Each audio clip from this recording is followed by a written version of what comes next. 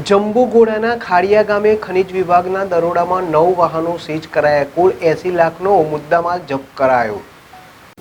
પંચમહાલ ખાણ ખનીજ વિભાગ દ્વારા જાંબુઘોડા તાલુકામાં કડક કાર્યવાહી હાથ ધરવામાં આવી છે. બુધવારના રોજ જાંબુઘોડા બોડેલી નેશનલ હાઈવે ઉપર આવેલા ખાખરિયા ગામ પાસે દરોડા પાડીને રોયલ્ટી પાસ વગર રેતીનું વાહન કરતા 7 ટ્રેક્ટર અને 2 ટ્રકને સીઝ કરવામાં આવ્યા છે. આ ટ્રેક્ટરો છોટાઉદેપુર જિલ્લામાંથી પંચમહાલ જિલ્લામાં આવેલા સ્ટોકોમાં વગર પાસ પરમિટે રેતીનું વહન કરી લાવી નાખતા હોય છે. ત્યારે ખાણ ખનીજ વિભાગ દ્વારા તમામ 7 ટ્રેક્ટર અને 2 ટ્રકને તાત્કાલિક સીઝ કરીને અંબિકા સ્ટોક ખાતે સુરક્ષિત રીતે મૂકવામાં આવ્યા છે.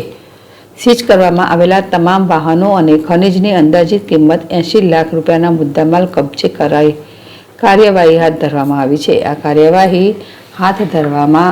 આ કાર્યવાહી ગેરકાયદેસર ખનીજ પ્રવૃત્તિઓ ચલાવતા તત્વો માટે એક ચેતવણી રૂપ ખનીજ વિભાગ સ્પષ્ટપણે જણાવ્યું છે કે ભવિષ્યમાં પણ આવી ગેરકાયદેસર પ્રવૃત્તિઓ સામે કડક કાર્યવાહી ચાલુ રહેશે.